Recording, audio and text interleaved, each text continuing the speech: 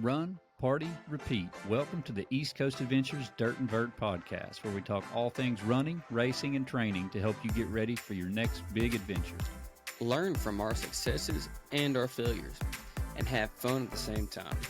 Join us right here every week with inspiring guests who share their captivating tales from the trails. And remember, nobody cares. Run faster. All right, welcome back to the Dirt and Vert Podcast. I'm David. And I'm Matt. And we have a special guest with us today, part of the East Coast Adventures running team, Cory Clark. Cory, if you don't care, tell us a little about who you are and how you got into running. Let's see. Dad of 3 incredible people that I'm really, really proud about. Love talking. Had my time, my ex-athlete time in high school, like a lot of us probably have, and have done those challenging things and, got into college and then wanted to do other challenging, whether it be with professional, whether it be athletics. And so I've always had that in the back of my my spirit, if you will. I'm originally from Hollywood, Florida. So love the outdoors. Went to college out in Texas. My dad was at, and finished school out there and ended up staying in the Houston area for a long time. Gosh, was in Texas for about 25 years. Did some outdoor adventure racing stuff while I was there, which was pretty cool. Right out of college. I've been in healthcare my professional career the majority of my time. And I've been a self-employed business owner for a lot of that time.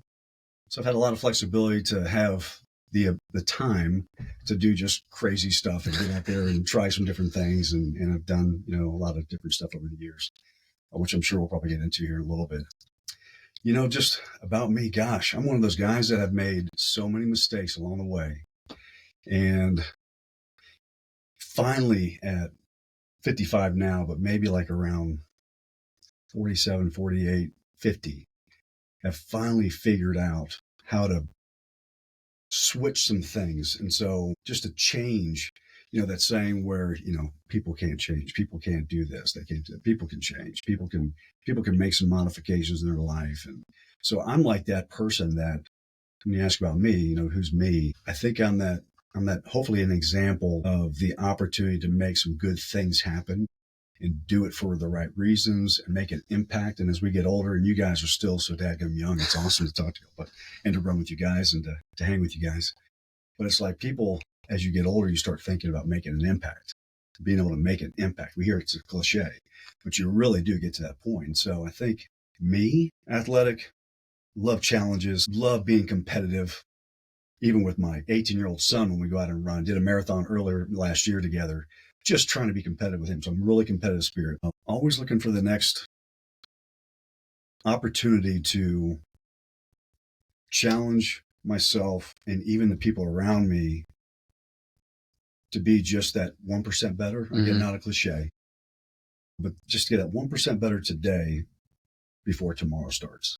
Maybe is something I think about and talk about a lot.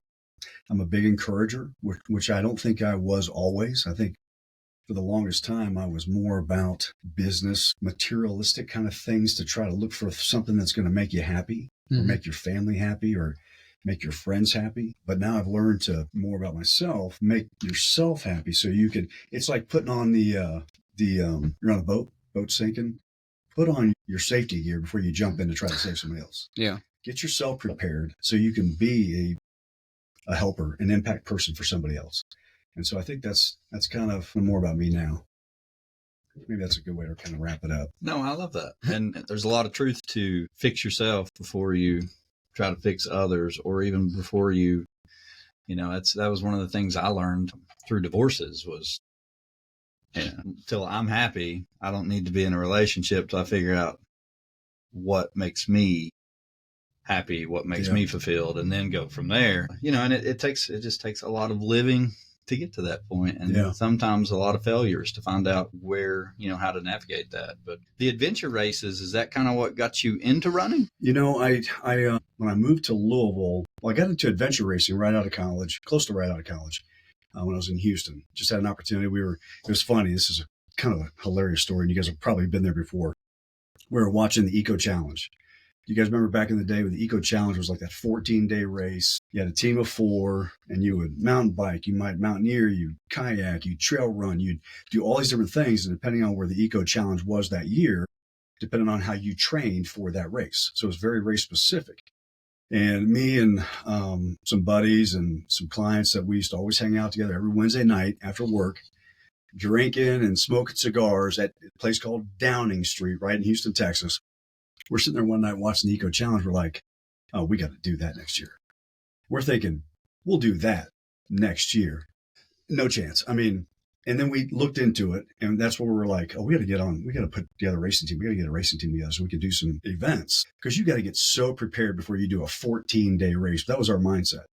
So that was kind of the start of getting into outdoor mountain biking and trail running and all that kind of stuff. Did that for a couple of years. And then there was just a long lag of just basic working out, not a whole lot of running. Never was a runner. I was always well over 200 pounds. So running with 200 pounds was not easy. And then ended up moving to Louisville, Kentucky. This was probably close to 15 years ago now. And when I was there for a couple of years, some buddies that I had hooked up with and started hanging out with, they were doing these Ironmans. And I'm like, I hung out with them. I saw them. We drank, together. We did all kinds of fun stuff. And I'm like, if they can do it, I can do it.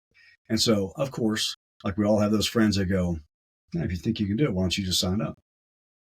So I think it was like in January, I signed up for the 2014 Ironman, full Ironman, not a half, not a sprint.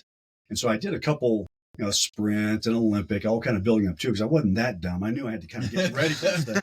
But had a great year, had a great Ironman, got in a wreck in the Ironman on my bike, still had a great time on the bike. The bike was able to get put back together. So it was kind of a neat story and all that. And you show up to the run portion and half your, tri-bib is ripped off of you. It's just a neat story and this memory. So that was kind of really the first stint of getting into like running and having to train to run, marathon at the end of this long swim and this long bike. And so I got a real good taste of it. Got ready to do the Ironman, what we call the Ironman circuit for the next couple of years, just do that. And I was on the racing team then at the time. And went into, I think, one of my first trail runs, a JMF trail half marathon. The Hillbilly Half. And get out there, and it was a marathon.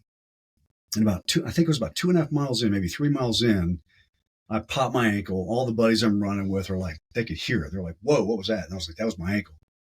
And so I ended up breaking my ankle. And so the other guys finished the marathon and I just finished the half. So I got credit for the half that year. But so that was a downer, because now you come off this, you're running with your team, your buddies, your guys, and now you get 2-3 months behind and you just feel like you can't catch up. And for me, it was like, I lost all momentum. So I was done with running for a long, long time. And gosh, it wasn't till maybe 2021, 22, something like that. I think I did another half marathon in Louisville. Then I think the next year I did another half marathon. A good buddy of mine at the time, Stephen Brown, was like, hey, let's do this half marathon. So we did that together. And that kicked into just kind of getting back into running again, knowing I needed to do something to get the weight off and get back in shape. I was miserable. I was just, just everything seemed to be just in a spiral of, it's too much drinking, too much wasting time, and too much stupid decisions around not taking care of yourself, if that makes sense. And so, gosh, I think it was in 2023, it may have been around close to November or something like that, where it was about a week out from, and I knew I could do a half marathon. I knew I could knock out a half marathon. So there was this thing called Crooked Creek Ultra, Ultra Trail something. In Kentucky, in the mountains. I'm like, this is cool. This was a week out from the race. Sign up for this thing, show up, and I think I'm just going to kill this thing. I'm just going to rock this half marathon. This is nothing. I show up and it's like sub 30 degrees. All these ultra runners that are kicked off this 100-miler and 50-miler out there, crushing it. And they got this fire pit. And I'm like, man, this is cool. This is a cool environment. This is fun. And long story short, that was like one of the hardest runs to do, just even a half marathon, trying to track some of these guys down that were doing 50 miles and they were crushing it. And I'm sucking wind on like a half marathon. But I was so hooked because the environment at that ultra trail festival, while there wasn't hundreds and hundreds of people out there, the community was just like solid. Everybody's like, hey, what can we do to help you? You stop on the trail and start walking. Hey, you good? You okay? I never saw that in like a marathon. If you stopped on the side of the road on a marathon, you're going to get bumped by the next person coming through. Like, get out of the way. You're slowing my pace down, But so I got sucked into it. And it was the first ultra venture race scenario that I got involved with, but it definitely wasn't going to be the last, And then, what year was that? That was 2000. I think I made a note. 2023. No, 2022. Okay. Yeah, I was going to say, on your ultra sign up, it goes from that half marathon to pistol, which is in 2023. So there's a long gap. I wrote it down. But I would say Crooked Creek might be on run sign up or something. Yeah, it was before pistol. So it was 22. It was before pistol. And that's when it was 22 in November of 22. Pretty sure it was November 22. And after doing that, I'm like, I got to do 100 milers. So I'm like, I went from a half marathon to Goggins. So I'm watching Goggins. That's what the spark was. I mean, that guy sparks everybody that's got a crazy side to him. Mm-hmm. All that. And I'm like, I got to do Badwater. So I looked into Badwater 135 because I don't mind the heat, even though it's terrible. Looked into it. I'm like, I got to do a series of races to be able to get into that race. So I looked into the Badwater Cape. I think it's Cape Fear, Cape something. Yep. A couple other ones. I'm like, okay, this is reminding me of the Eco Challenge, where you can't just jump into the Eco 14-day challenge. It's going to take jumping into and building up. So I signed up for the Daytona 100, which was running from Jacksonville to Daytona Beach, because I'm from Florida. So I thought, you know what? I'm going to do my first 100 in Florida. It'd be kind of cool. And then built up races that whole year in 2023 up to the Daytona 100. So I did the pistol. First one, I was a 50K. Then I did the Southern Fried 50-50, which I would not even have my worst enemy go do. It was so hot. About died. I literally about died. At the time was crewing me. Well, she's my crew chief for life now at this point. But T was crewing me, and my parents were there. Had food, had no idea what I was doing. Zero idea. Thought I was eating all kinds of food. I was eating banana bread. I was eating all kinds of good food, but I wasn't hydrating right. Even though it was only 50 miles, the last 10, I wanted to crawl up and go to sleep at this little, what is it on a green belt where they've got bathrooms and whatnot? What do they call that? Like a little, just a rest stop. Just a rest stop. Yeah. It's like a rest stop. It's a state-run kind of rest stop or whatever. Yeah. I remember crawling up on the bench and Teresa going, "Are you going to be okay?" And I'm like, just let me sleep for an hour or two. She's like, "Well, you won't make the cutoff. We got to go." And I was so dehydrated and in pain, I could barely move. By the way, I forgot what your original question was, but this is just a funny story. And I remember the last 10 miles feeling like I was literally dying. Several times I went into the ditch on the greenbelt and just curled up in what I thought was a cool spot because it was in Georgia. There's a reason why they call it the Southern Fried. There was zero shade and it was 100 something degrees, 100% humidity. If anything, if sweat fell off your lips onto your skin, it was dry before it hit your skin. It was like just evaporated. It was painful. But I remember like within seconds of finishing that race, within seconds, all the pain was gone.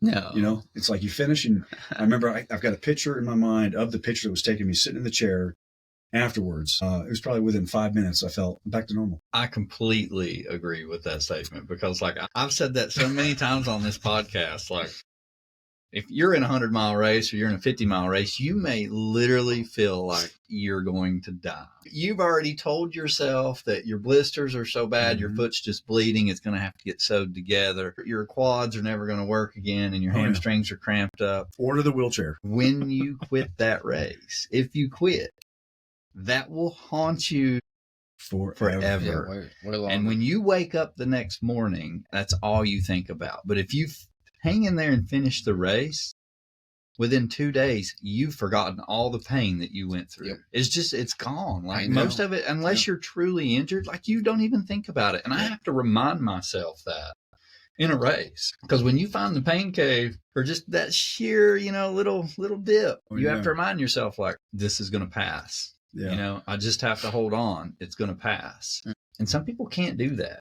Yeah. They can't get past that. But you've got to go through that so you can learn that experience, so that the next time you get hot, feel dehydrated, you know exactly what it feels like. You can get through it. I can't remember who said this. I listen to a lot of different podcasts because I do a lot of driving, for work and stuff, and back and forth to accounts and whatnot. And somebody said, your pain level gets to a certain point, but it never gets worse. And I would have never understood that until maybe not that race, because that pain was pretty bad. I mean, it literally felt like I was dying. It felt like my head was going to explode.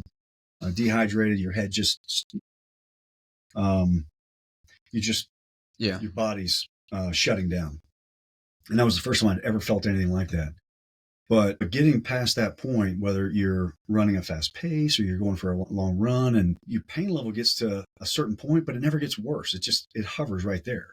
But you don't know that feeling until you've done that. And so knowing how bad that felt, planning for the next race, which was the 100-miler. So I went from the 50-miler to the 100-miler in Daytona. Definitely ate better, hydrated better. It was a long race. The feet it's hot in Florida. It was all on concrete, which I did not enjoy the concrete piece. And blister galore happened. I couldn't even stop that as much as we tried.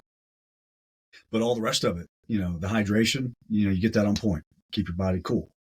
You still get into that pain cave where, it doesn't get any worse. It just gets to a level and boom, it just stays there.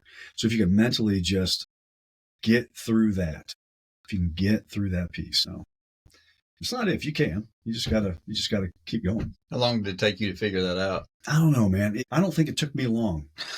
I don't think, cause I mean, most everybody that, runs with me now, they jokingly call me nonstop. It's like my why pushes me to get through all that stuff. My why keeps me going. So my why is strong enough. So I think because my why and why I do what I do and why I enjoy what I do is so strong that it didn't take me long to figure that out. So you do the 50K pistol, you do the Southern Fried 50, and then you do stump jump. Oh yeah, I forgot about stump jump. Yeah. Oh my gosh. And stump jump is not a race that you race to run. It's a race that you try to finish. You just try to finish without killing your knees and everything else on every other joint in your body. And I've truly never ran stump jump. I just heard everybody talk about it. Yeah. One day I'll run it. It's Bad Beard. They put on great events. I mean, great race director. But then you actually sign up and do the 100-miler that you talked about, the Daytona 100 too. So it's not like you picked another one that's going to be cool. At least it's in December, but it's still probably warm. It was hot. Yeah, it was hot there. It was probably more humid, but it was, I want to say it was in the 90s, something like that in the 90s, maybe the high 80s, but the humidity was way up there. And so it just drained you. How much of a learning curve was it knowing now? You did the 50K and the 50-miler. But then you go and you do this 100-mile. Did you feel like you were prepared for the 100-miler after doing those races? So when you do a 5K, 3.1, how hard is it to do a 10K? Right? It's just doubling the miles. Whenever you train for a marathon, your last long run's like 18 to 20 miles. If you've never done the marathon, that's kind of how you ramp up to it. You're Yeah, but we're not talking about doubling a 5K. We're talking about doubling 50 miles. Just double, we're at a 50. We'll just do two of those. I know my body can do it. People do it all the time. They double the miles. People have done gone from 100 to 200. Now, granted, you want to do a bunch of hundreds in there to do that. I don't know. Just my mindset was, okay, I can get there. And so, but I trained for the 100. I think I had a couple, maybe a couple 100-mile weeks to get to that point. I don't know. Yeah, it's just a lot. It's just the mindset. So many people talk about the mindset, and it really is strong. The mind will take you. The mind will take you into a lot of directions. Yep. And if you talk the right stuff in your head and out loud, it's a powerful tool. Your mind can play some bad tricks on you. Sure. Yeah. Oh gosh. Was that what you struggled with the most? In the race? Yeah, that was a tough one. I mean, we walked a lot at the tail end. I mean, the blisters, I probably had 5 blisters on each foot that were just... Is that trail or road? Road. Okay, I thought so. Road. Run down A1A, and it's by the beach. It's absolutely gorgeous. You run over to St. Augustine. How was the chafing? Not bad. Not bad at all. Figured the sand might be... No, and, I guess because it's so humid, the sand's not really flying around too much. Now, if we were on the beach, doing a beach run, which would be horrific... We've got some friends that are doing a beach run this weekend. It's what's K-Fear. But no, it's not bad. But if you prepare for it and you put, salty britches, Vaseline, whatever you're going to use, salty britches is kind of my go-to. If you prepare for it, you can mitigate risk mitigation. You can mitigate what's going to happen a little bit. And then a lot of it is like, just following through on your plan, the things that you can control. And because there's going to be things that pop up in every race that you just can't control. Maybe the weather changes on you. It's hotter than you thought. You get to an aid station, they're out of water. I mean, just anything could go wrong. Yeah, getting ready for that one, I just did a lot of training, put a lot of miles on the legs to get ready to do it. So I prepared for it. And then you get there and it's hotter than a son of a gun. The bridge seemed like you're climbing Mount Everest. It was just a bridge going over into St. Augustine. It wasn't that high. By the time you get there and you've been sweating all day and you look like you're wearing a snowsuit because your black Solomon vest is all filled with salt that you haven't you haven't been taking salt tabs. So I learned, that's one thing I learned, salt tabs. My gosh. Next time I'm taking a Cal salt lick, a big block or something, just strapped it to my back and just licking on that thing.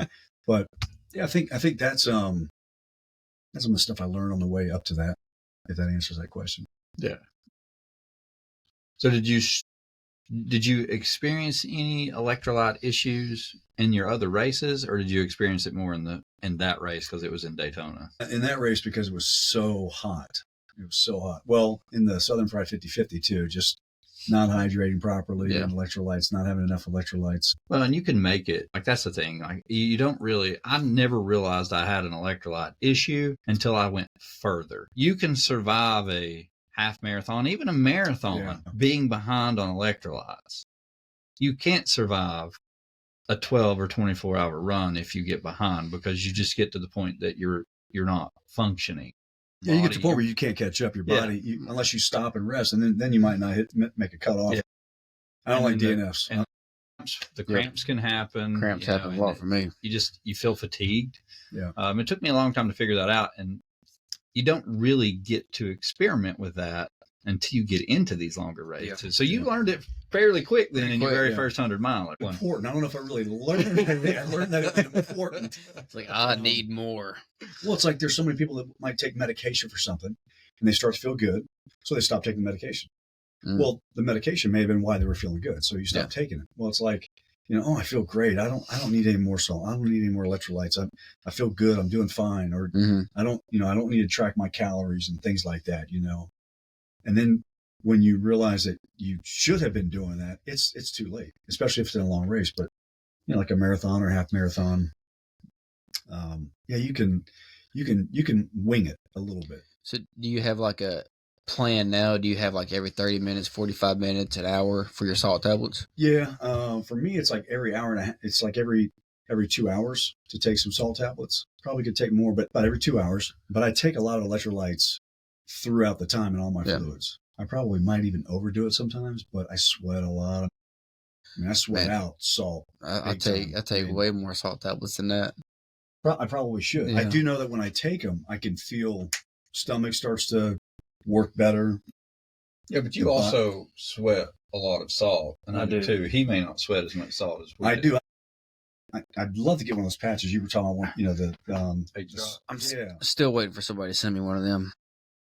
Reach out to them. Yeah, send them all my clips of me saying, "Hey, I need one of these. Somebody get me one." And maybe I mean, it's interesting to think about because we won't go off on a tangent here, but my sodium, now that I've gotten it dialed in, has actually increased. My sodium loss. When I first got it, I was sweating out more. Yes, I was sweating about 900 to 1200 milligrams per liter per hour. Yeah. Okay. And I've slowly started increasing my sodium intake to adjust for that. And it tells you what drinks you can drink. And I'm very close to LMNT now. Like 1 per hour? Because that's 1,000. So now that my sodium has leveled off, and I can run a normal run now, I average 1,600 milligrams per liter of sweat, and so an LMNT, it's all measured in liters. Okay. So really got to think about if you're drinking LMNT, it's considered 16 ounces. So it's 1,000 milligrams in 16 ounces. So is it saying that you need? So I need 2,000 milligrams per liter, and that's all it's saying is like you don't have to drink that over the hour. But when you're drinking it, you've got 2 hours. Yeah, if it's cold weather, you might drink two. So basically, it's telling me I need to drink an LMNT almost every hour. Yep. Yeah, that's a lot. At 16 ounces. That's a lot. At least. It's only 1,000. That's not much. But it's really interesting to see because like if you're already behind on electrolytes, you're not really getting a good reading, and that was me. It was like I wasn't staying very well hydrated even when I got this thing. And now that I am, and especially like race week, I turned it on today. And I mean, it was exactly the same. And I mean, I average about 32 ounces an hour of sweat, anywhere between 32 to 36 ounces per hour is what I'm sweating. And then on top of that, it's about 1,600 milligrams per liter of sodium. Have you ever thought about carrying around like a bucket with you? Just try to react. Yeah. And what's interesting is it will say that's at least an element every hour, at least, right? Yeah. But you physically can't drink that much every hour. So that's the thing. It's like, and as I've been going through this training. But why couldn't you? Why couldn't you put that in your water and drink that? You can't drink 32 ounces an hour. No. If you put I can definitely drink 1,000 milligrams per. Gotcha. But I'm just saying you can't really drink much more than maybe 26 ounces an hour or you're going to make yourself sick. Yeah. That's the max. Yeah. My goal is always to drink one bottle, which my bottle was 18 ounces. Mm-hmm. I try to drink one bottle every hour. Yeah. So that is always my goal is 1 hour. Is it 500 mils? It comes out to 1,000. Oh yeah, it's 500 milliliters of fluid. Yes. Gotcha. I think when it's 17 or 18 ounces, something like that. When it's cool outside, I'll drink like one bottle full. Mm-hmm. When it's hot, at least 2 of those bottles at least, right? Absolutely. But what's crazy about that is I sweat a lot too, just like you guys do. Mm-hmm. I really do. I mean, I've watched you guys and we've run together. It'd be interesting to see if I needed to do like that much sodium as well. And I probably do. What I'm trying to do this year is fine tune those little things that make such a massive impact on your run. You run, you think, oh, I feel good. It's like I'm in healthcare and so many patients say, oh, on a level of 1 to 10, I feel really good. I feel like about a 7. Really, they're at about a 3 of what they should be feeling like at a 10, but they don't know any different. They don't know what a 10 feels like. They don't know how well they could be feeling if their bodies were working more efficiently. So it's like, I don't know what it would feel like if I took in the right amount of sodium, because I know that during a 24-hour race, I might take in 4 elements over the entire 24 hours and maybe 2 salt tabs every 2 to 3 hours. So I know I'm taking in probably less than what I should. Can you imagine if you start dialing that in? Well, I got to rent that thing from you. That's something I'll let you borrow. Yeah, well, next time we go on a long run, I'll just let you wear it. That's something that me and him have been talking about over the last 3 or 4 months now. Is adding more sodium. Ever since he got that little stupid thing that I keep wanting, but like I started adding more because I have the same issue. Like I was cramping during runs that I should not be cramping in, and I'm like, why am I cramping this? Well, I wouldn't take my sodium because I was feeling good. Yeah. And then all of a sudden you're like, boom, you're like, all right, maybe I should have took that earlier. So now it's like I'm taking it before, and then I'm keeping it on my schedule. My watch beeps every 35 minutes. 2 more goes in. Yeah. And some people just eat salt. I'm not one of those, but there are people that literally just pinch salt during their run, and they'll drink water, but they'll paint salt. Yeah. You got to account for the electrolytes that you're taking in too, that you've got in, different hydration drinks and all that. Like you shared with me what the hyperlot stuff that you had got down there at the Bandera. Yeah, that right there, like when it said 1,000, 400 or 1,000 milligrams sodium, 400 calories and 100 carbs, like that's pretty good. That's pretty good. I can't take 2 scoops of it in one bottle, but I could take 1 scoop, 1 bottle, and do that. Is that the 2 scoop or is that the 4 scoop? No, it's a 2 scooper. It's a lot. I can't do 2 of them, but I do 1 scoop, and I can do that like every 45 minutes. I can drink that, and I'm good. I'm going no calorie drink this time. That's what I've been training with. So I'm literally going to drink either Relight or LMNT. They're very similar. Relight's about 800 milligrams of sodium, has more potassium in it. So I'm going to run with that and use carbs gels. That's what I've been training with. But the reason I'm doing that is because I can control my calories so much better with those. Like those carb gels. Don't want to, over 100 miles, trying to put in gels and fluid doesn't always mix. Yeah. Or 60 miles. So I'm just going to stick with gels only. And like every 20 to 30 minutes, I can take 50 carbs.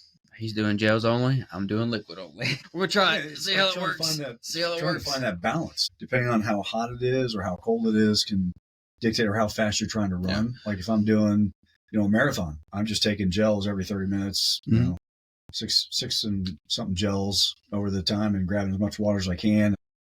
But you can't really have time to eat anything. Well, that's what I've been, those trail races that I've been doing. I haven't done any gels. It's only been the Hyperlot, trying to get used to just drinking my calories. And it has worked at these trail races. I need to try that. I can eat pretty much about anything. Well, I don't know. My go-to is rice pudding, though, fellas. Yeah. It's secret. That's the thing is 100 miles is a long way. So you just got to be ready to change whatever. Yeah. There's been times that I've had no issues, and there's been times where I've used the exact same thing, and I'm throwing up, and I've got to switch what I'm eating to finish the race. And it's just, sometimes your stomach just doesn't always agree with you, but, some days are better than others. Yeah. But that's the key, is finding that balance. Don't know until we try it. And, that's the case with a 100-mile race. It's just, like you were talking about, it's some of the stuff you don't truly get to experience, like the electrolyte issues, until you go on that extremely long race. And that's when you really find out the chinks in the armor. I underfueled, I underhydrated, I didn't get enough electrolytes, didn't use enough chafing ointment. All that stuff starts to kind of shine a light. And that first 100-miler is usually like an eye-opening experience of that sucked, but I learned what I need to work. Mm-hmm. I don't know many people that walk away from 100-miler and they're like, oh, it was great. They may have a great experience, but they still had something that they're like, I need to fix this. I need to dial that in. And it sounds like you had some blister issues too, which I'm sure was just probably from that much pavement. But did you figure out anything with your feet? Yeah, I think, and part of the learning curve is what shoes work well for you, what shoes work. It's hard to go buy a pair of shoes and say, hey, can I try these for 100 miles next weekend? If they don't work. Now, REI, shout out to REI. They'll work with you, Absolutely. But, best place to get shoes. Yeah. The foot thing is, and I've tried everything. I've tried the powder, the anti-chafing powder you dump your foot into, and put your socks on. And I tried everything. But Salty Britches, not to keep saying them, but that's just a great product. Yeah. You just lather your foot in it. And I've been using that over the last several months, even just in long training runs. Zero issues at all. So I'm hoping that as it gets into the longer ones, my challenge is, again, you feel good. You don't want to stop and take your shoes off at 50 miles if everything feels good. Problem is, at 55, your feet could start lighting up on fire if you didn't prep your feet the right way at the 50-mile mark or at the 35-mile mark or whatever aid station you might be at. So I think just planning to be prepared for the race. And again, the other thing is, are you trying to just finish the race, or are you trying to maybe do a better time than you did the year before? Are you trying to, depending on, what speed you might be at, are you trying to podium or whatever? It kind of dictates how you probably should prepare for the race, not just in training, but for the day of, Yeah. And, well, absolutely, for training too. Yeah.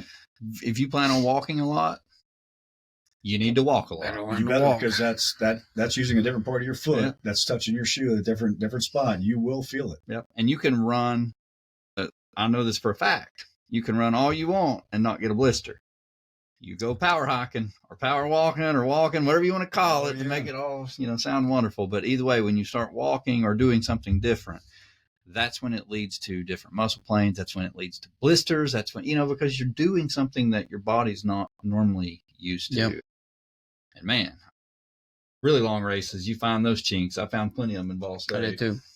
Ooh, that's what I want to do. Yeah, you should. You would love it. Absolutely. That's right down your alley. Josh will tell you, we're doing it next year. I love it. Yeah. Me and Mary's thinking about doing a couple. Man, you guys need to do it next year. You need to do it next year. We're doing it next year.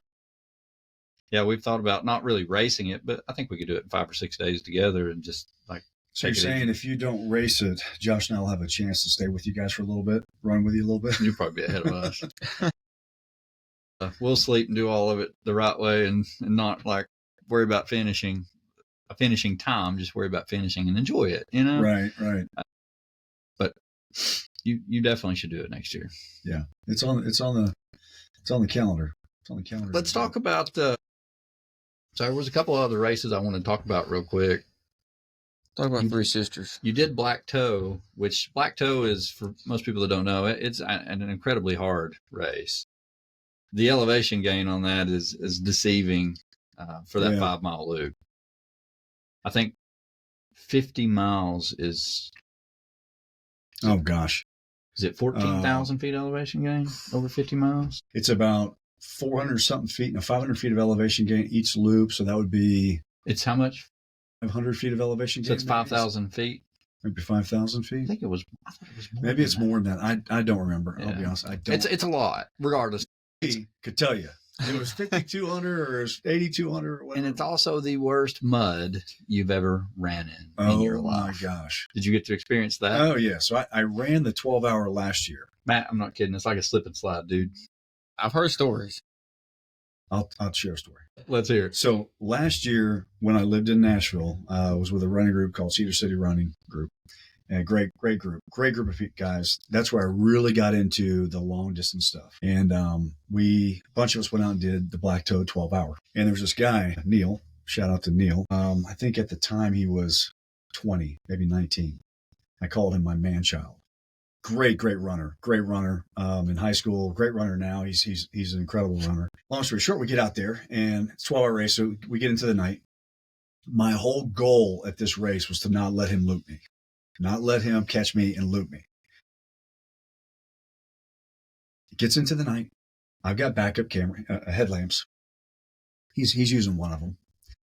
Get into the night race. We're on the last loop, or on what was to be my last loop at the 12 hours. My lamp goes out, and we're in the middle of the woods. I can't see diddly squat. I can't see. It's pitch black. The first people that come by, I'm like, "Do you have a headlamp I can borrow?" And they're like, "No, but just try to run behind me." So I'm trying to run behind these people, this person, and it was so black. And my eyes are bad in the first place. So I mean, I didn't want to bust an ankle. There's roots everywhere. It's a tough course. So you're going up and down. I mean, it's a tough course, and very technical. Without a headlamp, it's extremely hard. And so I had to stop. I couldn't keep up with them because I couldn't see. The next two people coming through is this man-child Neil coming through, and this other guy that he was running with. And I couldn't see them coming except for the headlamps. I'm like, "Hey, do you guys have an extra headlamp?" And the guy in front was Neil, and he goes, "Is that you, Cory?" I'm like, "Oh man, yeah, that's me. Yeah." He goes, "No, I don't." He goes, "I've got yours on my head." And basically he's like, "I've got yours, your backup on my head, and I'm going." And the guy behind him says, "Yeah, I got one." And Neil goes, "Take your time. I gotta get past him." So my buddy ends up looping me because I got the headlamp on, but I could never catch this guy. He was so fast. And so that was last year. Well, Johnny Lassiter, which is the race director for the 12-hour ruck for this year at Black Toe with John, said, "Hey, Cory, this year, why don't you go out and do Black Toe again?" And so last year was good weather. It was cold, not rainy, not muddy, and not too bad at all. It was good. It was okay. This year, Johnny's like, "Hey, why don't you come out this year and do it? And man, why don't you try the ruck? Put a pack on your back and do it like a real man." He's joking with me. I'm like, "Man, I don't know." He's like, "Yeah, it's probably a little too hard for you." I'm like, All right, son of a gun. That's a nice. He knows how to push your buttons. He knows how to push my buttons. So signed up for this year to do the 12-hour.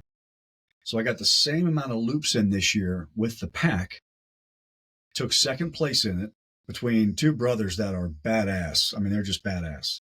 But again, it could be anybody's given day, right? And but it was so muddy that if you could use poles. If you didn't have poles, it was like skiing through mud that was up to your ankles. I mean, above your ankles, like to your calves. It was so bad.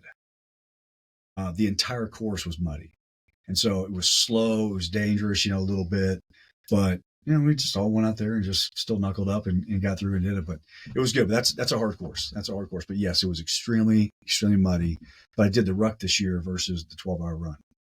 But it was cool to see that progress. And I'm proud of that stuff, man, because it takes time and effort and training and commitment to get from where you can see where you were at a year ago and know what you've done from that point to like this point and go, wow, I did it with weight on my back this time.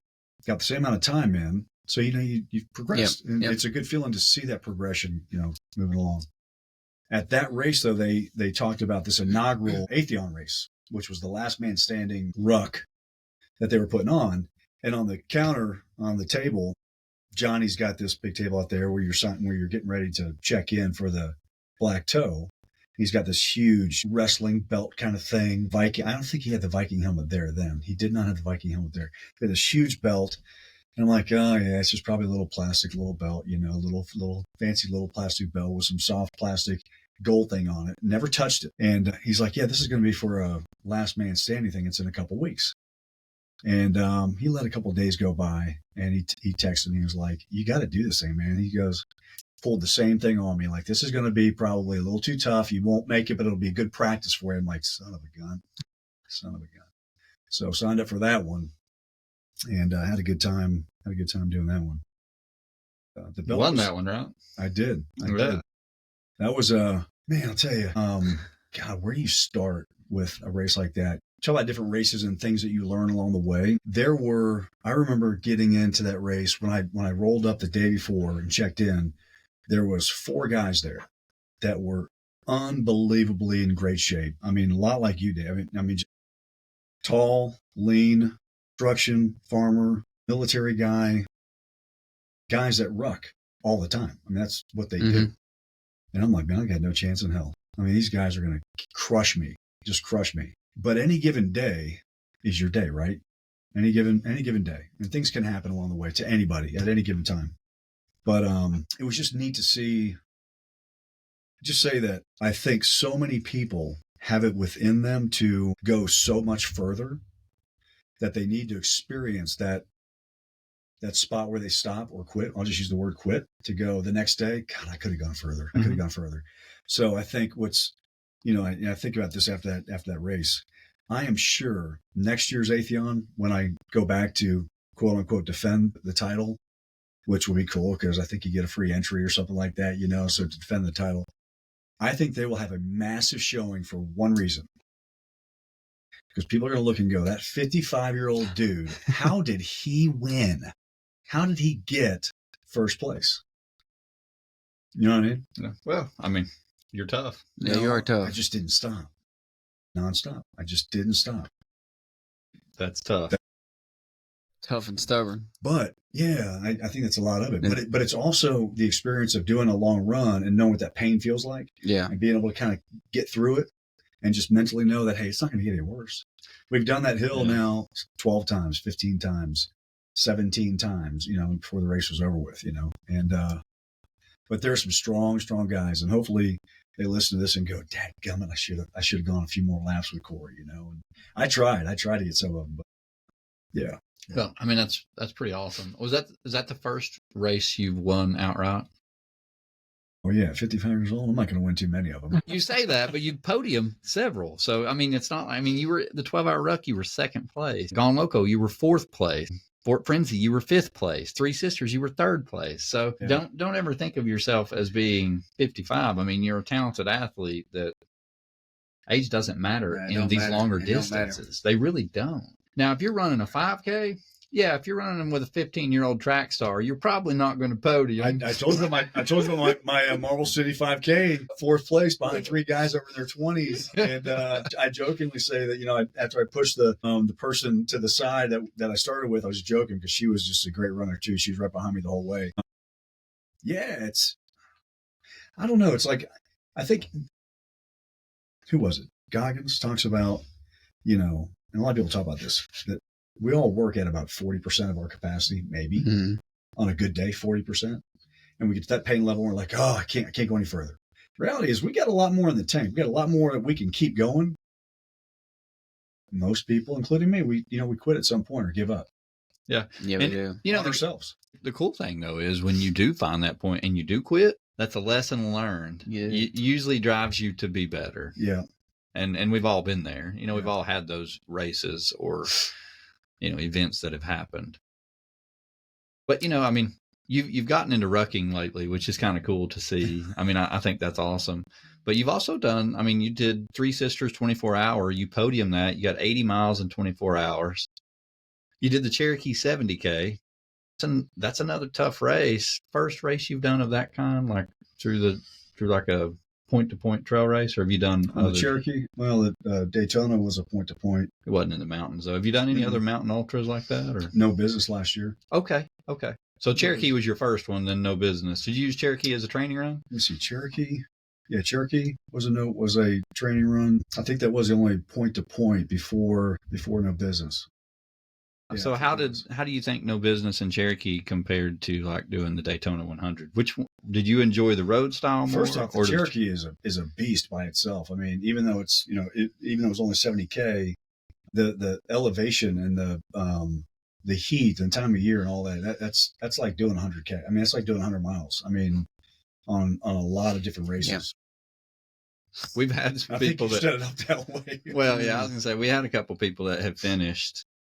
Or not many, but the ones that did finish said, they've done GDR, they've done no business, they've done Georgia Jewel, and they said it's the hardest race they've ever finished, 130K. Yeah. Well, I'm signed up for that one this next year. So you'll be a good test. What we're going to ask you when you finish, how did it compare? But I'll be honest, I was going to do the extra 2 hour.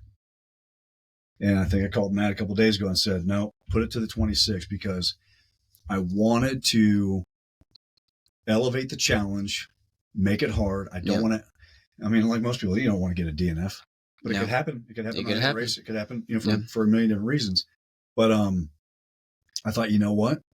I need to put my money where my mouth, where my what's that saying? Money where your mouth is. Yeah, money where your mouth is. And do the 26 because that makes it the right challenge for me. That's going to keep me up at night, making sure I'm training the right way between now and then, you are putting the miles in. You're up in the Smokies and Frozen Head. And now the Cherokee course. So you know what to expect. And that's so much of it. My gosh, if you can go out and train on hills and even just go out, a month ahead of time and just go look at the trail just by doing the trail, the run at least once. Yeah. And just knowing that you've done it, that is half the battle so many times, Absolutely. Just having done it.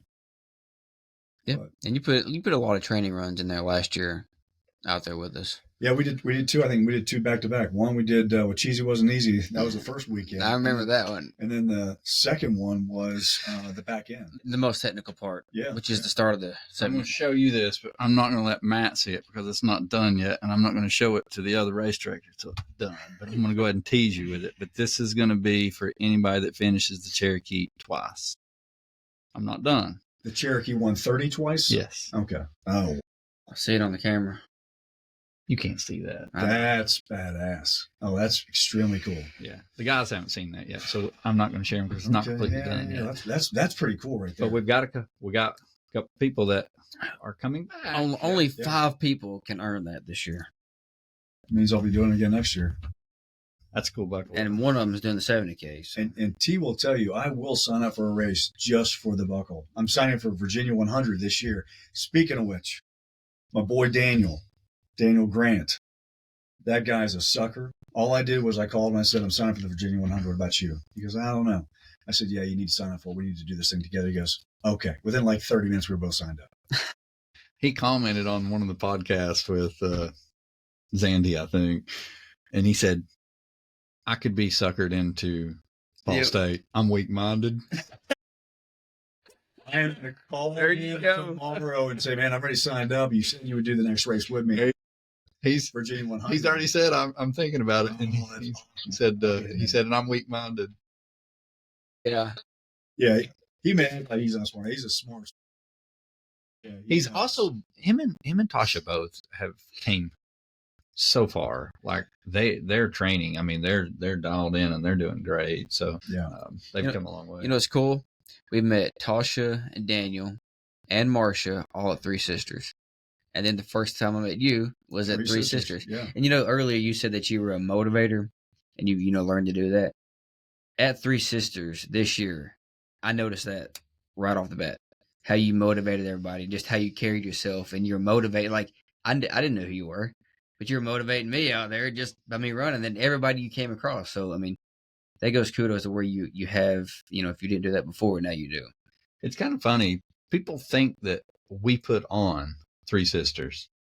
I've had someone else even last week. They said, "I'm running your other race coming up in May." I'm like, well, the showing from the East A team and the vibe and the energy from the team that's there from the 5 or 6. And last year when I met you guys, I remember I went to go sit down in the chair and Micah goes, "Don't sit in the chair. Don't sit in the chair."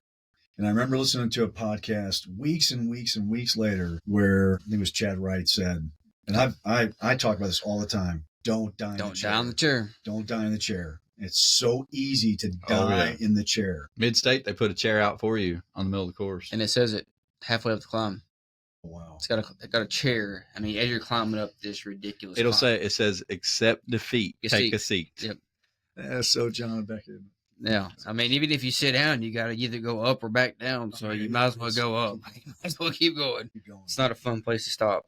Yeah. So I was just curious, like, do you feel like the 130K though? Like, you've done the 70K, you've done no business, and you finish them both. Does the 130K scare you any? It does on the time, just because I know the climb. I've run that course. Now to do it twice, thank goodness we're not doing Watch Easy twice. Yeah, so when you do the 70K, you don't actually have to climb Old Furnace Road. Yeah. That's true. So there's that added, and that's piece right off. Because at the start of the 130K, you've got 4,000 feet of climbing in 9 miles, 8 miles. Yeah. I mean, that's right off the bat. But it's over. I look at it as it's over. It's over. Yeah. And then you got, all them other great climbs that you got to do and all those other great technical sections. But you know it now. You know what to expect. Thing is, you just put the time in on your legs, put the training in. Yeah. Well, that's what's cool, too. It's like this course is runnable. It is runnable. Yeah. That's what's nice. Yeah. Like, I actually had, I think it was Jeremy Kading maybe, he come by me like near Buck Bald, and he said, "I'm a little deceived by this course, or by your description." I was like, "What do you mean?" He's like, "I thought it was going to be super technical and I was going to be able to hike." He's like, "I've ran way more than I wanted to." I was like, "Well, I told you all. You all laughed at me during the race speech when I said it's extremely runnable." It is. Yeah. But it is. Yeah. It does have a lot of elevation. Once you get past those, 1,000-foot climbs, you've got good runnable sections. The back half of either the 70K or the 100K, it's a lot of service road or road. Yeah. So you can make up a lot of time if you don't, blow your legs up, killing them climbs. But it is runnable. I mean, and that may be what gets some people, because they run all them fast sections and then you get to them climbs and then you're like, oh man. And then you're descending, because there is a lot of very tough descents. What's easy is I just hope I just start sinking in my chair today. It's going to be a beast. It is. You'll do. You guys have set it up as a beast. Yes. But the fact it makes me nervous is what I like. Yep. Well, like we talked about with Zach about putting something on your schedule that scares you. And, you when you first started out, you put it up for the 28 hours. We talked about it. You called me and asked me questions. I'm like, and then you thought about it, and now you're going to change it back to the 26. It's already done. Yeah. So now like that's, it may scare you a little bit, but you're going to do it.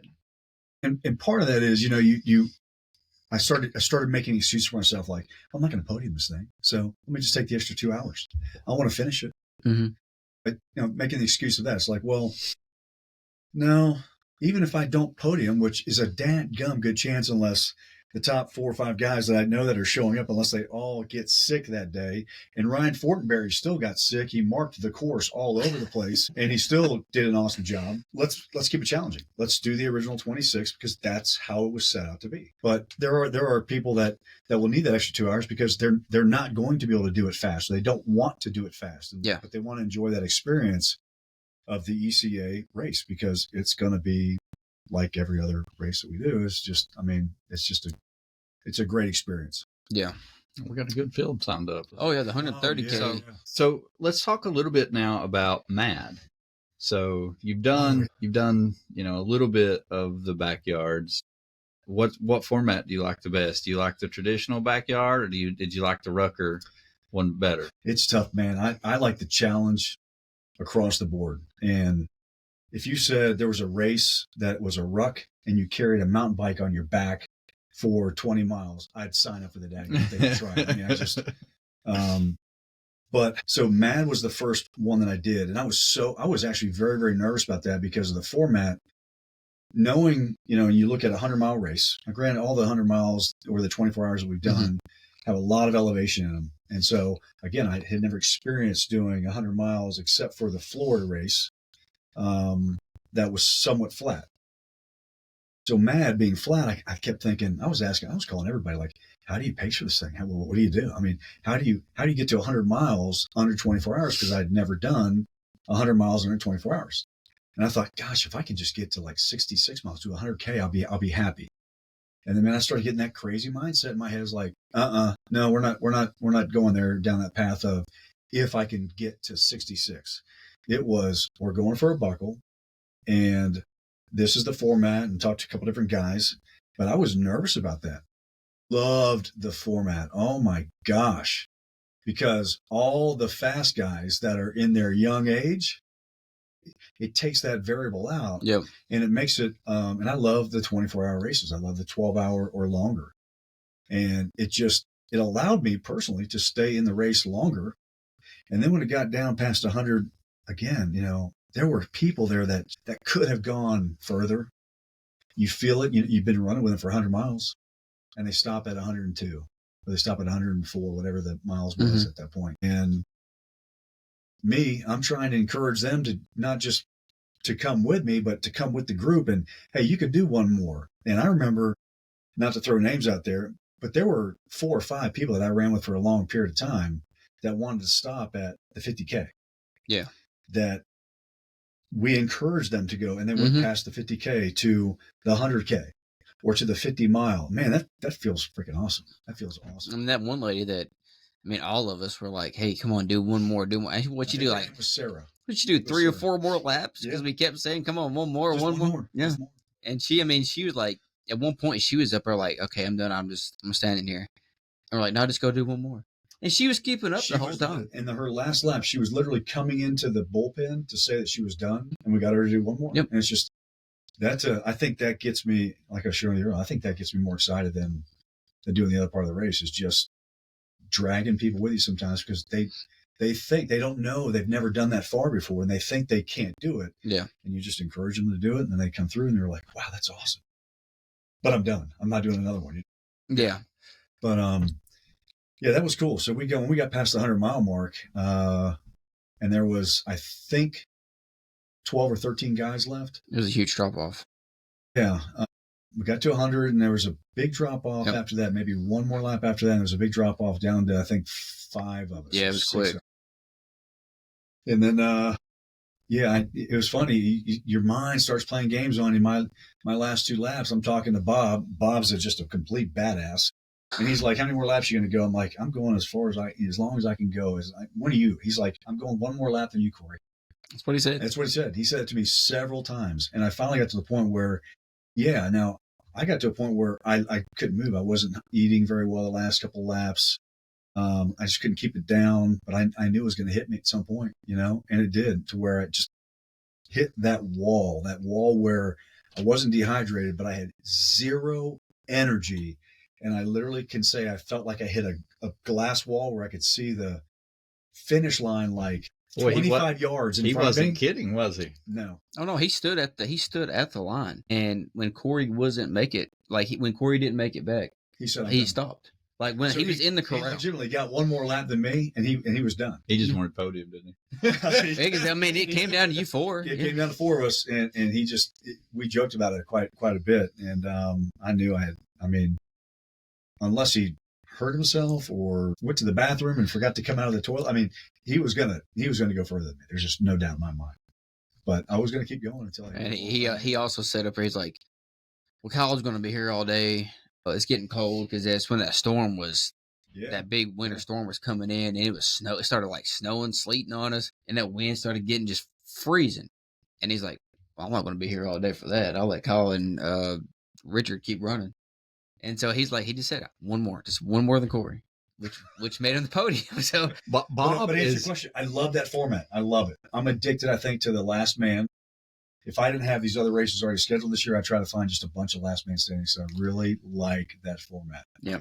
I really enjoyed them. I burnt myself out on them. So I'm hoping I find the love for them again at some point. But I went all in for a little while. I think a lot of it too is the camaraderie of the guys that you're doing it with. You know, if you find that race that you're like, I'm not sure I want to do it. And you find out you got 6, 7, 8, 15, 20 people there that just have an awesome, fun vibe, which is a lot of the people we have met and run with now. That makes the race. That makes it pretty fun. Oh, we had a whole group there. So like, even when you wasn't running with, like, if I wasn't running with you, I was running with Dusty, or if I wasn't running Dusty, it was David. I never kept up with Bob. Bob was just way out too fast. And then when Kyle was walking, you think you can walk with him. You can't, because he's got 8-foot legs. And his walk is a run, but you always had somebody there to take your mind off from it and chat with. And I've got multiple stories from that one where so many people. There's a guy named Zachary, 6'3", 6'4" guy. Oh yeah, big boy. Big boy. He was going to stop at one point, and me and you and a bunch of other people worked with him, talked to him, and I think he went 3 or 4 or 5 more laps. I don't remember, but it was just like. His dad was out there, Zach. Yeah, Zach and Zach. Great. Looked like a dang Viking out there, as big as he was. He did. He was huge. And then massive. I'm like, when Zach goes, "This is my son," I go, "That's your son?" Oh, yeah. He said, "Yeah." I'm like, "Bro, he's like twice your size." Like he was huge. And I joked with him when we had him on the podcast talking about it. But yeah, he's a big old boy. The ruck. That's cool stuff, man. That's cool stuff. That is next level hard. Doing I don't know how to say it. It's just, that's a tough one.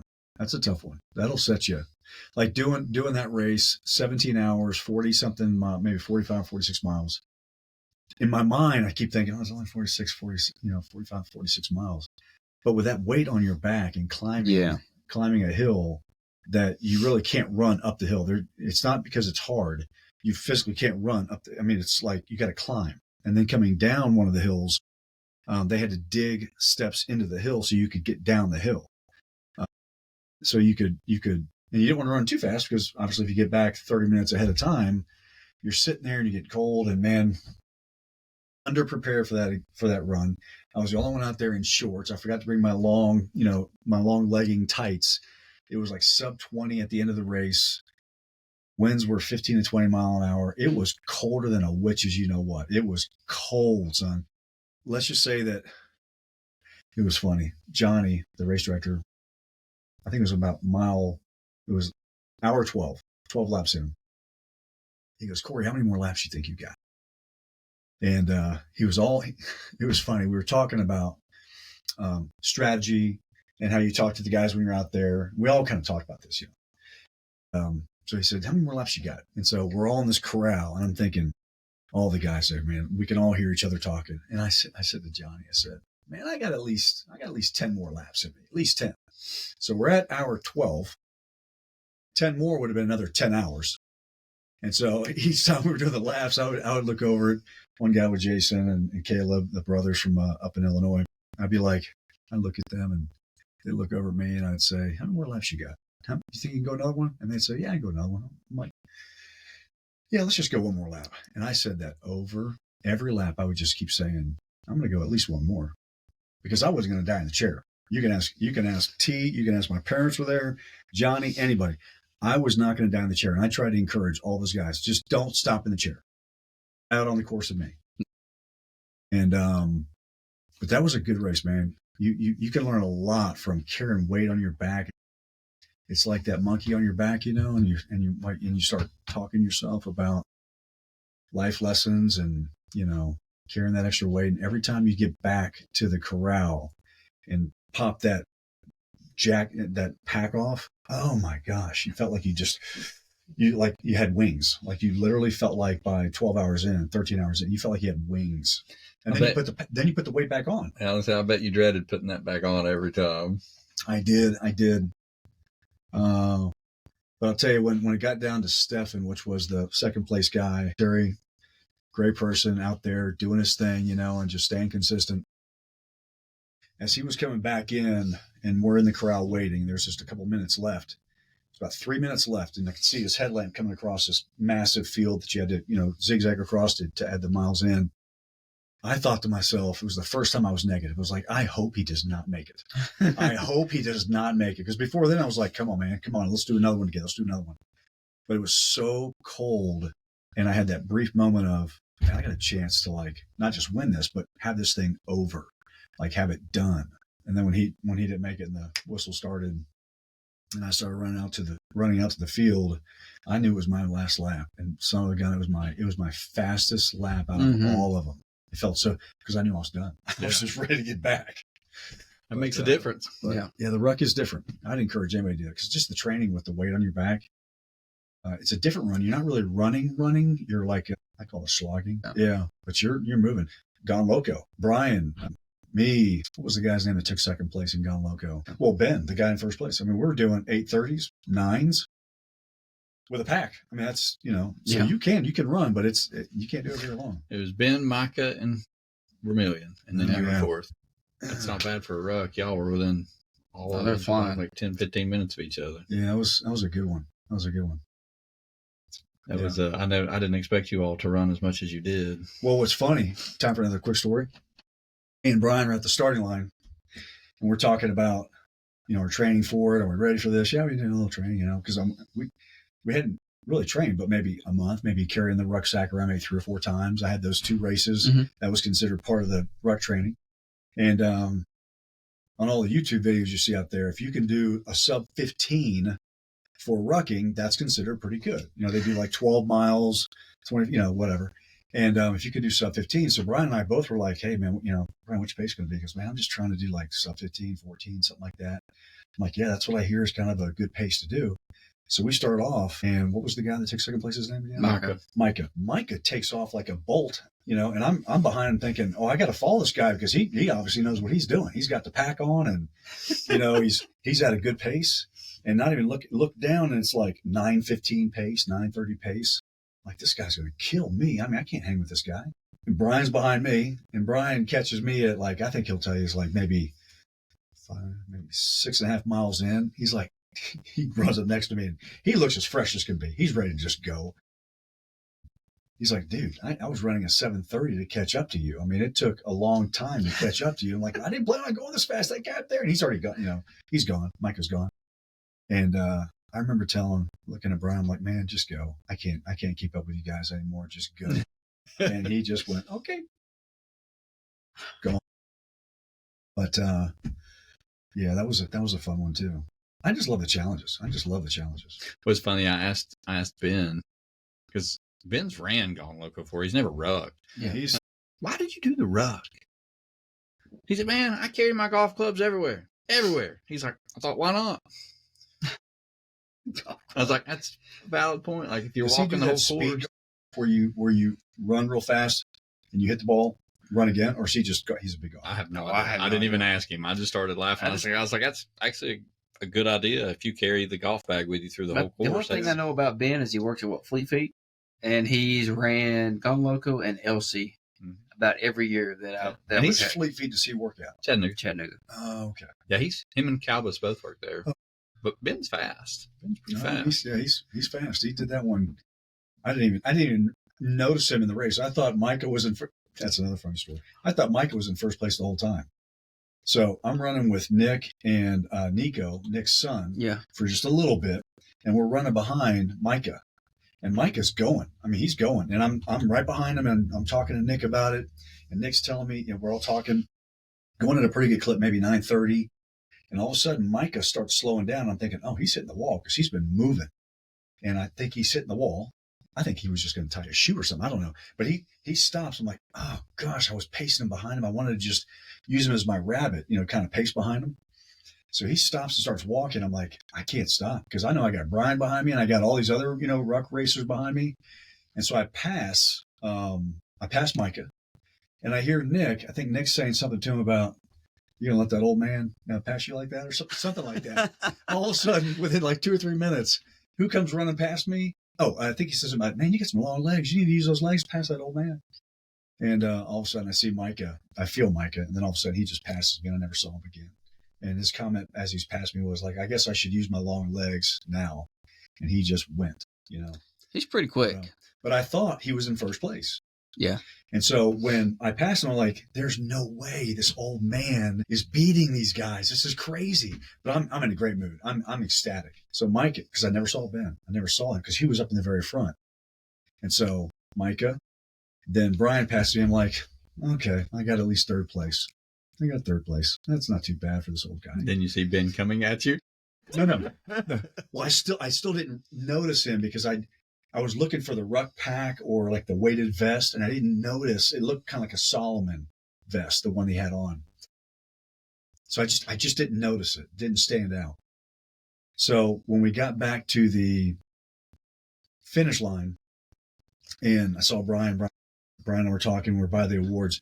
You went and grabbed his award for him and said, hey, man, let's come over here. And I'm sitting here thinking, oh, this is so cool. I got third place. I'm so excited. I'm like a little kid. You didn't see me because you were walking around the corner with Brian to take the group photo. And you said something about, let's get over here and take the group photo for the winners. And I'm thinking, I look over on the table. There's no third place spot there. There's no third place, award. Yeah. I'm like, something's sinking in here. I may be off on the numbers. And dude, I walk around the corner. I'm like, but it was cool because it just shows you how much your mind can play games on you. When I thought I was still in third, I slowed down just a hair. Looked back behind me, didn't see anybody, and I mentally slowed down. Not that I would have ever caught Brian. I would have never caught him. And you were very intimate with those awards because you. Oh, so let me ask you this last question, and then we'll kind of move forward a little bit. But let's talk about. So we kind of like skipped right over no business. So up to this point, like you've done all of these events, and I just wanted to ask you, do you think no business has been your hardest event, or is there a different one? Because that's probably the longest 100 you've done, and it's a trail race. I just didn't know if that would have been harder than Daytona. It wasn't the hardest. I learned a lot on that one. It was not the hardest. So what the question is, maybe what's the hardest? Man, I think the hardest for me was the Southern Fried 50-50. Really? Yeah. Even though it was 50 miles, it wasn't as far. It was hard because, man, the pain cave I went into, and T was actually pacing me for the last 10 miles. I think that was probably just the hardest because it about killed me. I mean, I literally thought I was going to die. I wanted to just crawl up into a hole and die. And to get up and to finish it, I thought that was pretty cool. When you got hooked? Yeah. No, it wasn't hooked. That was what I was about to say. Never put on a pair of running shoes again and do one of these long races until I sat there for 5 minutes after the end of it. No business is what really has got me fully hooked, because the entire event, between running with people that I've run with in Nashville, that I got a chance to run with out on the course, that at times they pulled me, and at times I could have left them and I pulled them. Mm-hmm. And getting down to the last 13 miles, there were two different guys I ran with, or really one guy that I ran with named Billy Williams. Great guy. Finishing the 13 miles with him, at any given point in time in there, he could have left me, I could have left him. And just the camaraderie you get to help each other through it, where it's not about time. It's like, hey, we're going to finish this. I remember us talking about, hey, we're going to finish this. No matter what, we're going to finish it. And him saying, yep, we're going to finish this. Let's help each other get to the end. And those kind of experiences are just, that's what's got me hooked. You don't do that again. And I've actually seen him at a couple different races since then. And it's like, brother from another mother. I mean, it's like, it's just family now, because you went through a major experience together that most people would have quit after a mile, let alone 100, Yeah, suffering together. Oh man, it takes it to a whole new level. Yeah, you build a bond. I mean, I met Casey George out at Zone 100, and we live in different states, but we still try to do a race together every year. And when we see each other, we just it's like normal. Yeah, I understand that, like that camaraderie, that bond. We all experienced it. But I think the hardest one to date was really that Southern Fried. This year, it's probably going to be the Cherokee. No, not probably. It's going to be the Cherokee. Yeah, we'll see. Because that one's set up to be the hardest one. I mean, doing no business this year for the double buckle. I think you're going to that too. So that's going to be awesome. If I can quit DNFing, my last 200 miles have not went well on a trail. My poor ankle just can't handle it. It's funny. The guys that really can haul ass on these trails, and you're one of them, your biggest challenge is not having an ankle sprain or an ankle broke, because you're going so much faster that you're coming up on these technical spots and routes and holes quick, very fast. And so there's an advantage of a slower guy like me that, I may be consistent, I keep going, but my pace, I can see things that you're just missing. Oh yeah. And that's I miss a lot. Yeah. The year that you're having flashbacks right now. Yeah, I was going to say the year that I finished the first No Business Loop, it was, I fell 5 times. And, you can look at the finisher pics from Nick, like when I'm walking through there, and Misty, the ones they took, like I'm bleeding everywhere. Legs, elbows. I mean, It was, but I fell so many times, and it's that problem. It's like, it's not when I'm running, it's when I'm fueling a lot. Like if I'm going up a hill, my strategy's always been, if you're going up a hill, that's when I try to eat, because I'm going slower. So as I'm going up a big hill, that's when I get my gels, that's when I drink. When there are no hills like that and I'm running, that's usually when I fall, because I'm trying to get a gel out, or I'm trying to get my water out. Split second. And I'm not paying attention. And man, next thing I know, I'm eating dirt, Yeah, it's that split second.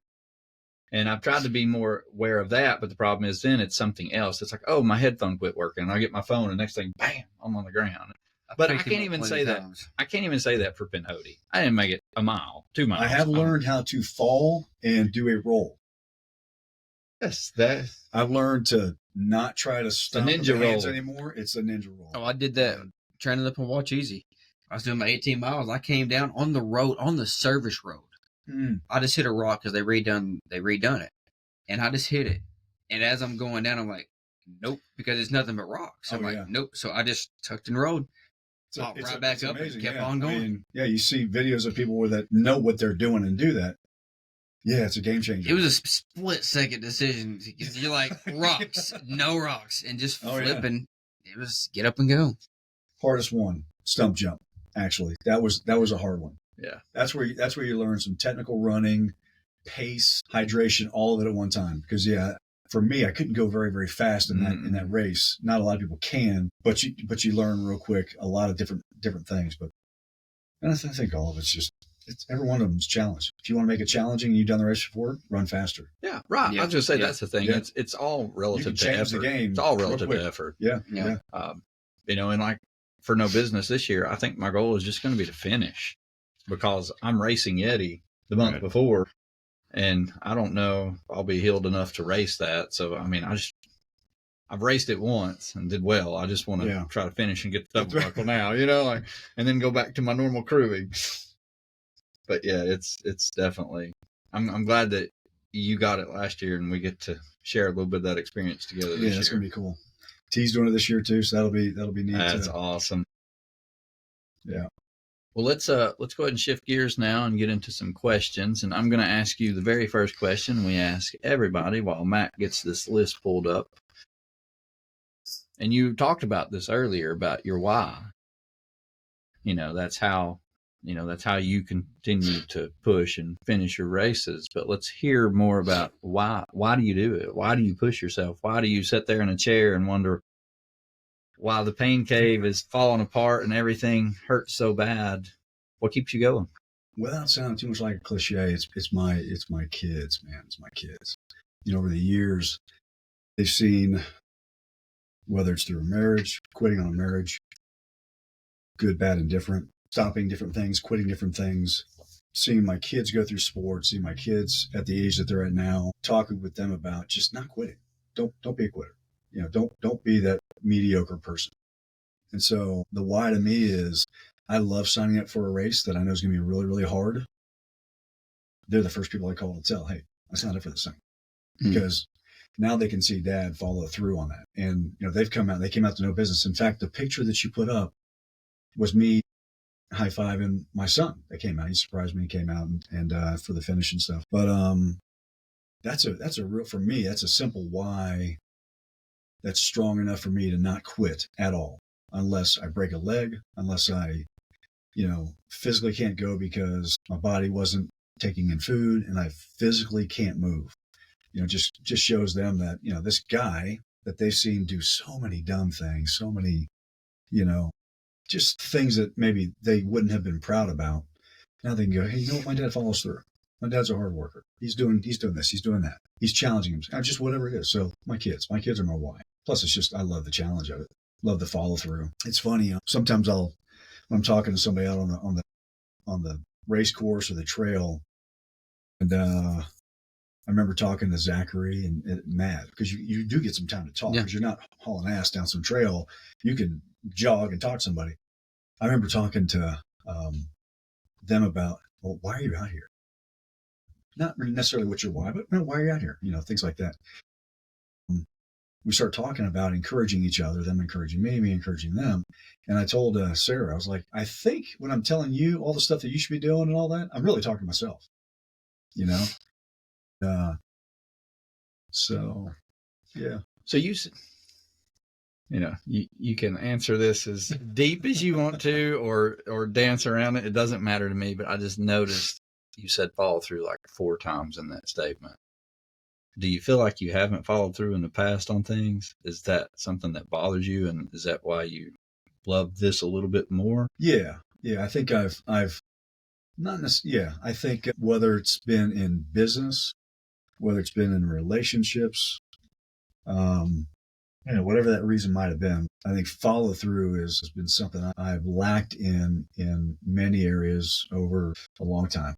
I mean, I'm 55, and follow through is, it may be, how do I say this? It may be difficult, but yet it's simple at the same time. I mean, if you say you're going to do something, it's easy to do. Just do it. If you're going to put time and energy into signing up for a race, do it. If you're going to put time and energy into a relationship, just do it. Just show up and do it, And I think we all can find our own excuses as to why we don't, or why we try to justify it, when really the fact is, if you said you're going to do something, follow through, do it. If you're going to join a basketball team for the season, your team depends on you. Show up, do it. I talk to my son about that all the time, and my son always followed through and finished out the season. He was an extremely awesome basketball player. Yeah. So, but I didn't go deep. Yeah. No. But yeah, I think I could see that. Like when you were saying it, I could see like there's a little pain there. You can almost you feel that when you say that, and that's the only reason I was asking. I don't need you to go deep, but at the same time, yes. If you say you're going to do a race, the hardest thing is to show up. Show up. And that's the thing is, like, if you show up and you put the work in anything, when it's time to get out, if you get out, you tried. Like, it's okay. And that's the thing. It's like, even with races, like if something goes completely wrong, you're not always going to be able to follow through on everything. You can't control every element. It's just like me rolling my ankle. It's not an excuse. It's just sometimes things that's a reality. Sure. Yeah. And the same with relationships. Like, I'm not one to sit here and say, I've been through 2 divorces, and yeah, is that a follow through thing? Maybe. You followed through to the bitter end, just like I did on. But here's the thing. It's like, I don't want my child to ever grow up and think that that's how a relationship should be. So follow through or not, I'm also setting an example, and that's the thing. It's like follow throughs are different for different aspects of life. And, it's one of those, but I do think that this sport really exemplifies the fall through thing, because so many people do give up. You know, it's okay to things happen and you give up, but to give up every time something goes wrong, that's different. And that's things that you got to work through. And sometimes that's more than training. You know, you might need some counseling, you know, and for people that have that kind of issue. Well, I think too, a lot of people talk about, you know, they'll talk down about somebody and maybe their situation, or that person's overweight, or that person's not training hard enough. And I think a lot of that's from a fear of maybe something that I might not be doing, or my fear of, gosh, I don't want to gain weight again. I mean, I was a big guy 2.5, almost 3 years ago. I was out of shape, miserable. And I had those clarity moments of like, okay, I got to snap out of this. Well, I got into running. It's just to kickstart something. Well, you're doing well. And I appreciate that. But it takes work. It takes work. I can't remember who said this. Life's hard, you know. Life's hard when you're out of shape. Life's hard when you're miserable at your job. Life's hard when you're working out and trying to stay in shape. Life's hard when you're training hard for an ultra event. Choose your heart. Yeah. I was talking to a client actually this morning at breakfast, and she was talking about, you know, stuff at work and personal stuff. And she knows I do the ultra stuff, and she was asking what was coming up. And I was talking to her about it. She's like, I don't know how you do that. And I told her, I was like, you know, I know it's hard, but it was hard when I was out of shape. It was hard when I couldn't, you know, tighten my belt, you know, on my shorts, I mean, my pants, because I couldn't put my belt on. It was hard. And so I just finally got to a point where I just started to choose my heart. And I'd rather know it's hard to get up and go run. Because I went running early yesterday morning with T. And she's like, you went that early? I'm like, I know it's hard, but anyway. So I think a lot of that's just, you know, choose your heart. Absolutely. Yeah. Everything's hard. Well said. It is. Mr. Williams, now that we've went off on a tangent, it's all you, sir. All right. We got the first question, which I think we've kind of covered it, but it said, what really drives you? And what do you lean on to get through those dark and difficult moments? Challenging myself, being better today than I was yesterday. I know it's cliche, but that really is. And the why with just making my kids proud. I love it when my son goes, man, that was badass, Dad. Sweet. Gosh, you're a beast. That fills me. That just fills me. Nobody else could say a word to me. Just having him and my daughter, my other son, say that to me, that drives me. I love it. Has anybody gave you a nickname yet? If y'all don't know, Cory nicknames everyone. He's given almost everybody on the team a nickname. Yep. But has anyone given you a nickname yet? Nonstop. Yeah. Nonstop. That's my trail nickname, I guess. All right, the next one says, who is your favorite running partner or pacer? Easy. My boy, Austin Bizzle, out of Nashville, out of Lebanon, actually. Met him a couple years ago. Running buddy that I could say, hey, man, I got to go run at 4 o'clock in the morning. He's like, all right, I'll be there at 4:02 or 4:01, or I'll be there at 3:55, you know, there all the time. He's paced me. He's a great friend, great dad, good person. Probably giving him too many kudos right now. But yeah, that's my guy, Austin Bizzle. I think he knew you were going to say that. Was that him that asked the question? I bet he did. This one is, why is Luis such a good runner? Luis who? Your boy Luis. No, I'm just kidding, Luis. He's a good runner because he works hard. He puts the time in. He absolutely puts the time in. He said he was just kidding. What is your favorite race that you have ran? Favorite race? Atheon.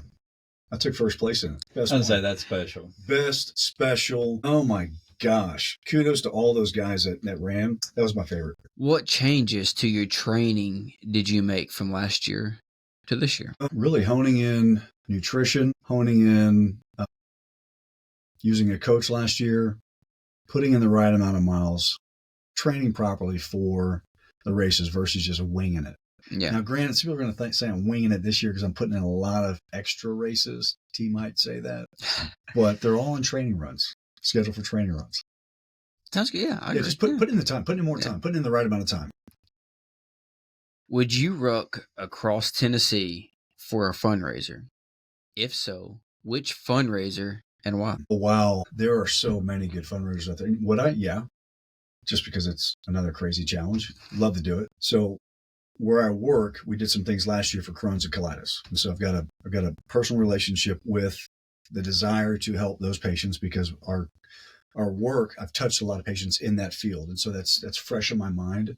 Gosh, there are so many good charities out there, but that's one that it's kind of fresh on the brain. Yeah, probably Crohn's and colitis, because I've had gut issues and GI issues all my life, it seems like. And I've kind of figured that out on my end to help me. And so I feel for a lot of those people that just can't get out and do the things that we do. So probably that. But yeah, I would. Is there a race I can sign up for that does that, or an event that we can set that up? Oh yeah, do it virtual. We can set it up for you. Yeah, we can set it up. This is from one of our teammates that says, I just want to say to Cory that I admire you. I admire the way you go out there nonstop and push others.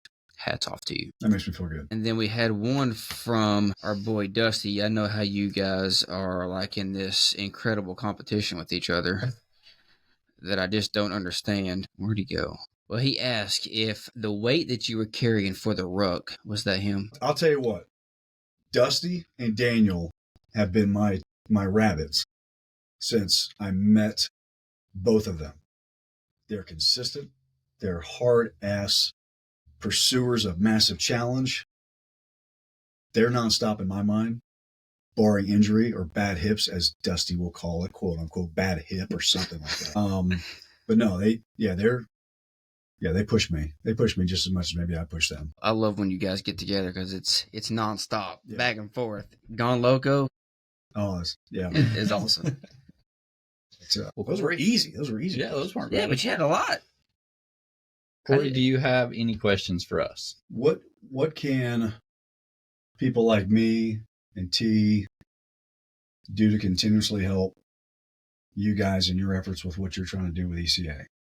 Because you talk about charities and things like that we could spend time helping with. But I mean, even like with what you do, all the people you touch, what can we do to help you guys? Exactly like what you're doing this weekend. We couldn't ask y'all to do anything more.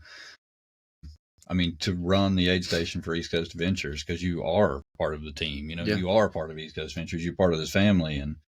And to have people step up and say, I'm going to be the aid station captain. I'm going to run this aid station. That helps us so much, because normally it's one of us doing it. So this is one of the first times that me, Mike, and Matt are actually all running a race at the same time. It doesn't happen very often. We just don't get that opportunity. And we wouldn't have that opportunity if it wasn't for you and Teresa stepping up to do that. So, you know, that is remarkable, and that helps us because we do volunteer for a lot of races. We do work a lot of races, and we try to fit our running in that. And, you know, so when you volunteer to help us, it actually does way more than you can ever imagine for us to help to be able to actually enjoy the sport. You know, and we don't get to do that a whole lot sometimes. We enjoy working our events. Don't get me wrong, but there's still a love and joy of running that, you know, we all crave and desire. I mean, we're up to like 5, 6, 7 races a year now, plus what we're timing. So I mean, half of our year now between the races we put on and the races we time those weekends are gone. Yeah. I think one of the things that I see you guys doing a great job at is the group runs. That's something that we don't get to do a lot of, like put those on, because either we're racing or we're putting on races. But I see you guys every week.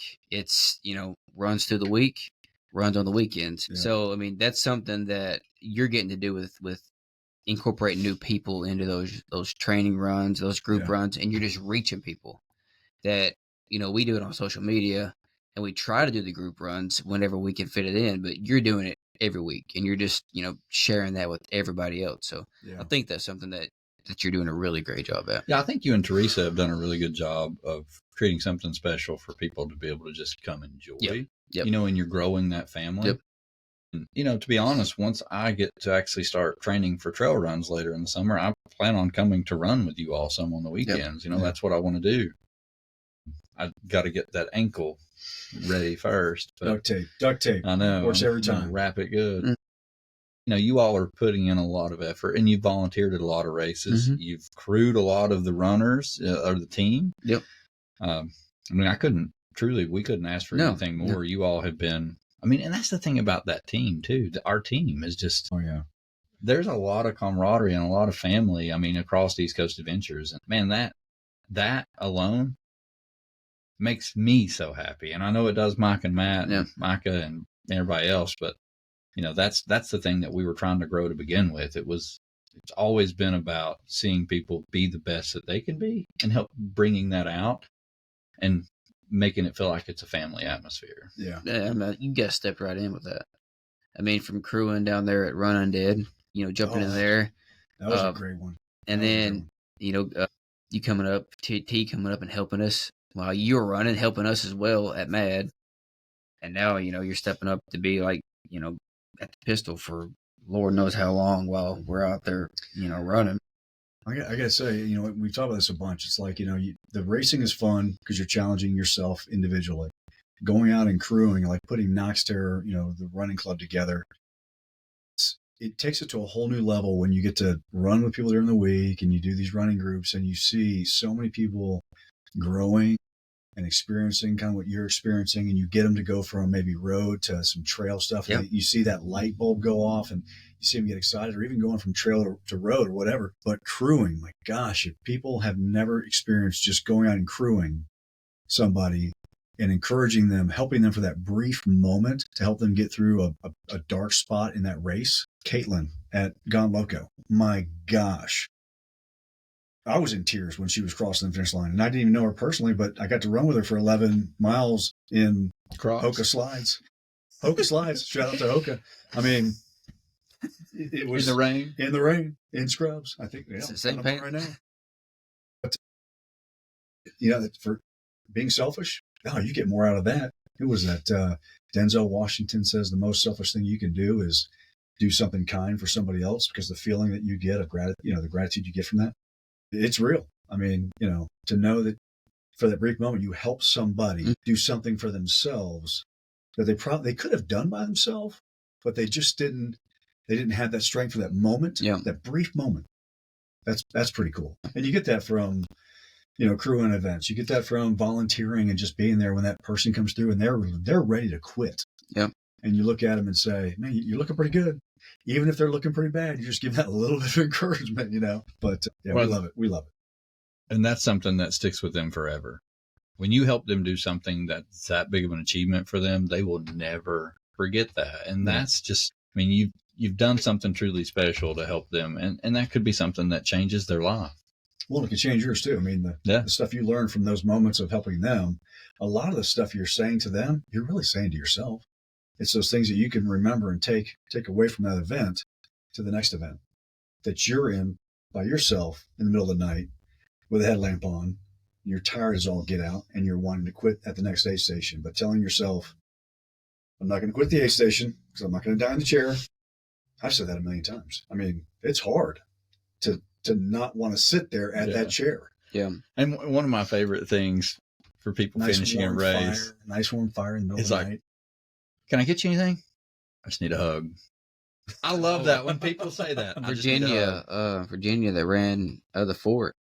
I mean, she coming in, she was in the top. Like, she was, in the podium position. She came in, she was struggling. I'm like, what do you need? She goes, man, can I just give you a hug? I'm like, yeah, she just wanted the hug. Yeah. Gave her a hug. That's cool. Talked to her a few minutes. She went out.